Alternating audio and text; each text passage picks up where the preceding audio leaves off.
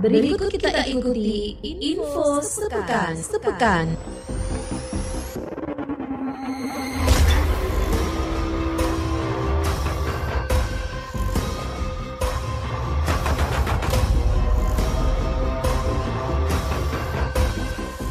Pendengar dan pemirsa RRI Sumeneb.net.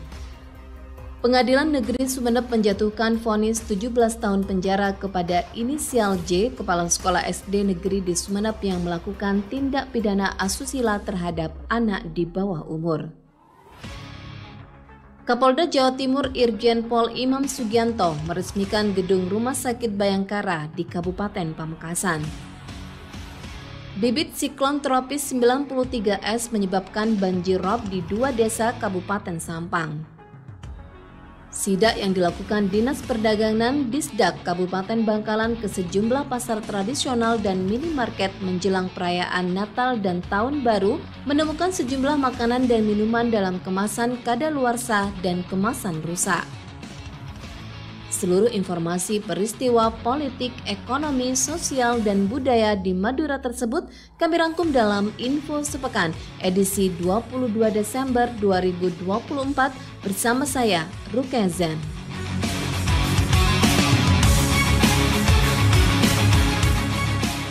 Anggota Komisi 7 DPR RI Erik Hermawan melaksanakan reses dengan warga Sampang. Erik menyampaikan reses diadakan di Sampang bertujuan menyerap aspirasi masyarakat dan relawan Partai Golkar.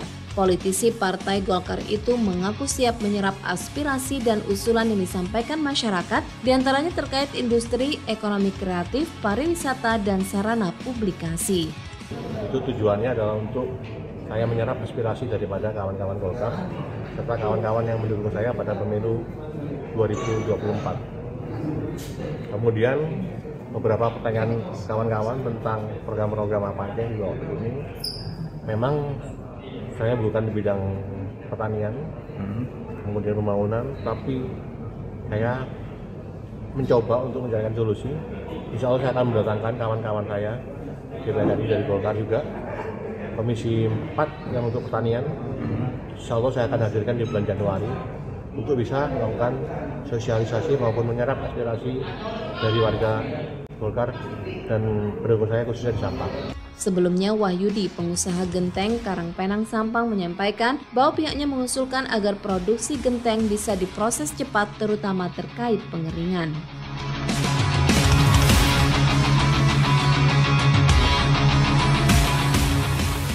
Nilai daftar isian pelaksanaan anggaran DIPA tahun 2025 Kementerian dan Lembaga untuk pembayaran Kantor Pelayanan Pembendaharaan Negara KPPN Pamekasan sebesar 1,7 triliun rupiah.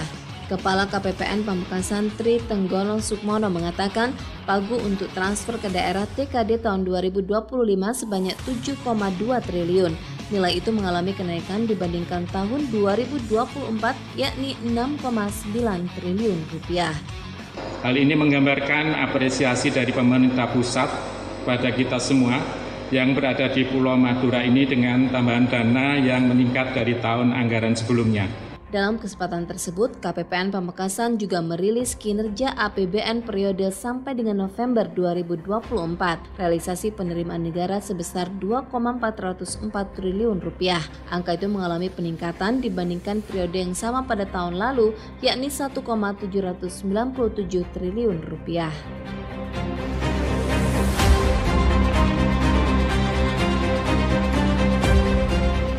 Sidak yang dilakukan Dinas Perdagangan Disdak Kabupaten Bangkalan ke sejumlah pasar tradisional dan minimarket menjelang perayaan Natal dan Tahun Baru 2025 menemukan sejumlah makanan dan minuman dalam kemasan kadaluarsa dan kemasan rusak. Kabid Usaha Perdagangan Deli Septiana mengatakan sidak dilakukan dalam rangka pelaksanaan pengawasan berkala menjelang Nataru. Dari hasil sidak itu ada beberapa yang kami temukan, yaitu diantaranya satu, ada beberapa barang yang kadaluarsa, beberapa benda juga yang kemasannya rusak, ada yang sudah mendekati tanggal kadaluarsa. Ditambahkan dari hasil temuan tersebut, tim yang turun ke lapangan telah memberikan himbauan kepada pedagang untuk memperhatikan penyortiran stok barang lama dan baru yang telah memasuki masa kadaluarsa supaya tidak merugikan konsumen dan untuk segera melakukan penarikan.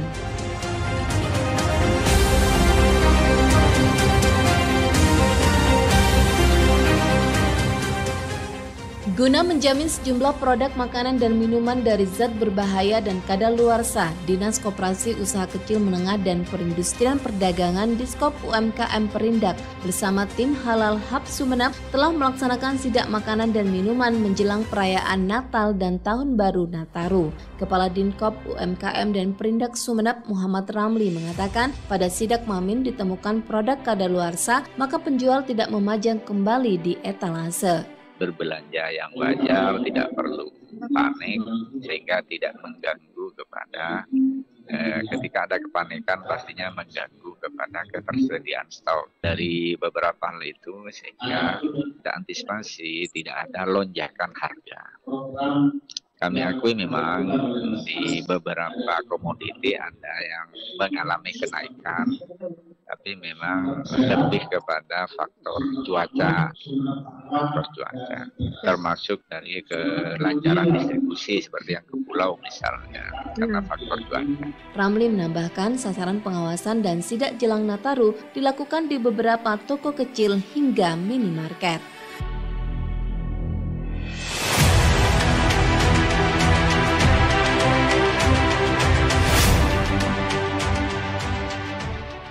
Bibit siklon tropis 93S menyebabkan banjir rob di 2 desa Kabupaten Sampang. Kalaksa BPBD setempat Chandra Ramadhani Amin mengatakan 2 peristiwa tersebut terjadi di Pulau Mandangin dan Desa Cuklanteng, Kota Sampang. Pihaknya tidak menyebutkan titik rawan lainnya yang berpotensi berdampak banjir rob. Dengan adanya fenomena tersebut, masyarakat di sekitar pesisir bantaran sungai dan daerah yang lebih rendah dihimbau tetap waspada dan siaga. Untuk banjir rob ini memang tidak kejadian kalau di Sampang. Jadi ini faktor dari siklon 93S. Jadi kemarin ini di Mandangin ada yang naik sampai masuk ke ruang kelas SD 9. Kalau yang di Sampang sendiri di daerah Cuklanteng. Chandra menambahkan sesuai info dari BMKG, bibit siklon 93S terdeteksi di Samudra Hindia Selatan Jawa Timur dan berpotensi menjadi siklon tropis sedang dalam waktu 24-48 jam.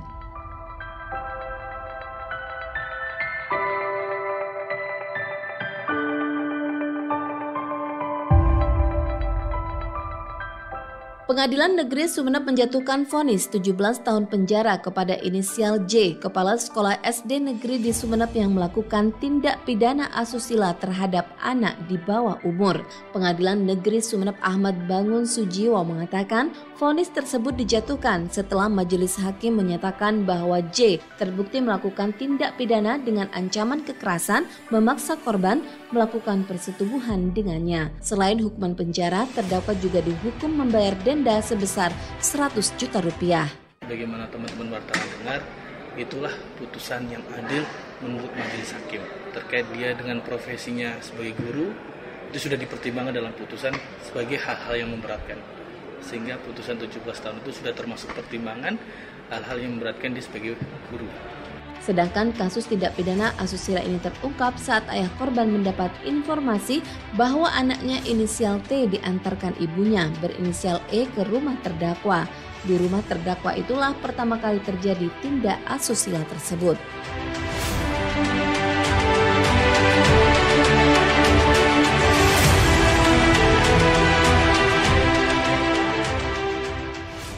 Dua pria asal Kabupaten Probolinggo, Jawa Timur ditangkap di Sampang.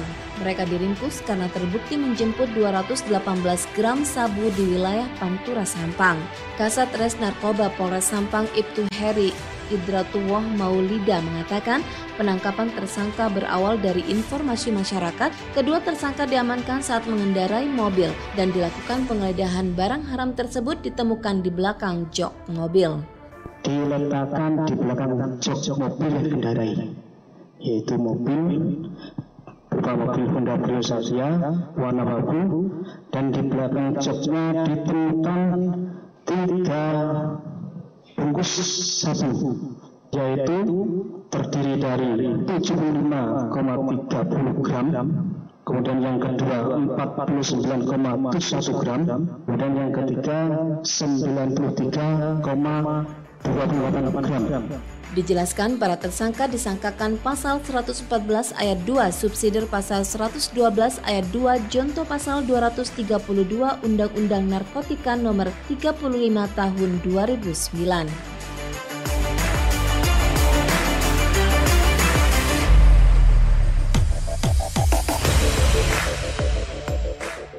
Kapolda Jawa Timur Irjen Pol Imam Sugianto meresmikan gedung Rumah Sakit Bayangkara di Kabupaten Pamekasan. Kapolda Jawa Timur Irjen Pol Imam Sugianto mengatakan keberadaan Rumah Sakit Bayangkara Pamekasan untuk mendukung peningkatan pelayanan kesehatan di Madura. Imam menerangkan rekrutmen tenaga medis akan dilakukan secara bertahap untuk mengoperasikan Rumah Sakit Bayangkara Pamekasan tersebut.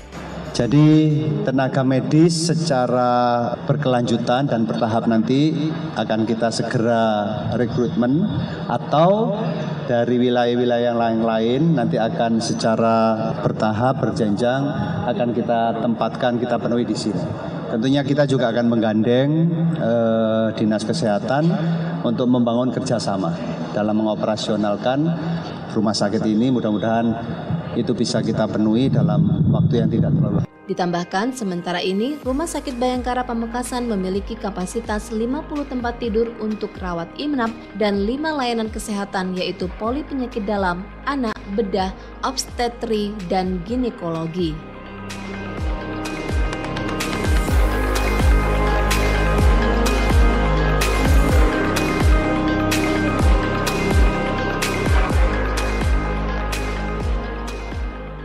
Dinas Kesehatan Kabupaten Pamekasan mencatat sejak Januari hingga 13 Desember 2024 sebanyak 844 orang terjangkit demam berdarah dengue DBD, 8 diantaranya meninggal dunia. Kepala Dinas Kesehatan Pamekasan Saifuddin menjelaskan, di musim hujan seperti sekarang menyebabkan genangan air di berbagai tempat termasuk di permukiman. Kondisi itu menurut Saifuddin menjadi tempat bagi nyamuk Aedes aegypti yang membawa virus dengue berkembang biak sehingga menyebabkan kasus DBD meningkat. Ya, yang kita sudah populer itu 3M. Menguras kamar mandi supaya tidak ada jentik nyamuk. Menutup supaya tidak ada nyamuk masuk ke kubangan air. Terus mengubur kaleng-kaleng bekas, tempat-tempat yang dimungkinkan ada menampung air itu dikubur. Jadi tidak ada jentik nyamuk, tidak ada jentik, tidak ada virus. Sementara terkait adanya pasien DBD yang meninggal dunia, kata Saifuddin, karena kekurangan cairan dan tidak segera mencari pertolongan.